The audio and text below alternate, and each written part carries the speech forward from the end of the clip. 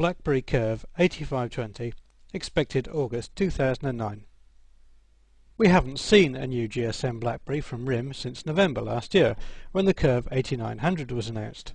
So the new Blackberry Curve 8520 is a long overdue new addition to their range. The 8520 is a straight upgrade to the old Curve 8320, announced nearly 2 years ago.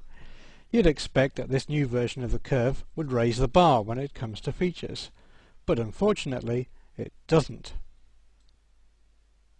This is a very disappointing handset.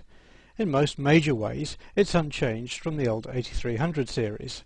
The biggest problem is that the 8520 doesn't support 3G, although it does have Wi-Fi in addition to quad-band GSM. Another disappointing feature is the camera, which is a basic 2 megapixel unit.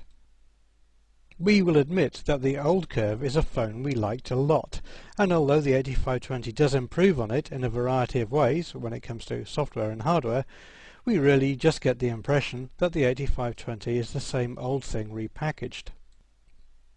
One notable change is that the 8520 no longer has a trackball, but it comes with a tiny touchpad instead. We think that this will probably be a useful improvement, although perhaps many consumers would expect a touchscreen these days. There seem to be more keyboard shortcuts than ever before, and the 8520's mail client can cope with a wide variety of email protocols, including most popular webmail services. Audio playback is pretty comprehensive, and the Blackberry 8520 has a standard 3.5mm audio socket as well as stereo Bluetooth.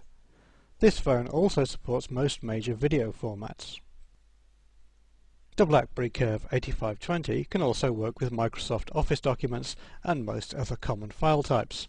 It also supports instant messaging and has applications to allow it to upload to Facebook and Flickr. Of course, because this is a Blackberry, then it also has an excellent range of personal information management tools. It's a Mac-compatible device too, which should appeal to a large number of home users. But we're halfway through 2009, and we really don't expect to see a relatively high-end media device like this without 3G support. RIM could get away with having GSM-only smartphones back in the days when Blackberry devices were only used for corporate email, but competition in the corporate sector is intense, especially from Microsoft. As a result of this competition, RIM devices have been aimed more at consumers, but these consumers will want to be able to access the web from anywhere they go, and GSM just doesn't cut it these days. And since every other manufacturer now makes Blackberry-esque messaging phones, then the competition is hotting up here too. So the problem with the Blackberry 8520 is that it already seems out of date. Yes, it's a well-polished device, but the fundamental hardware specification is something that we might have accepted 2 years ago, but not now. We understand that RIM have some other interesting Blackberry handhelds in the works too, so hopefully they can come up with something better than this. RIM say that the 8520 should be available in Europe from August on a variety of carrier networks, and in the US, exclusively on T-Mobile.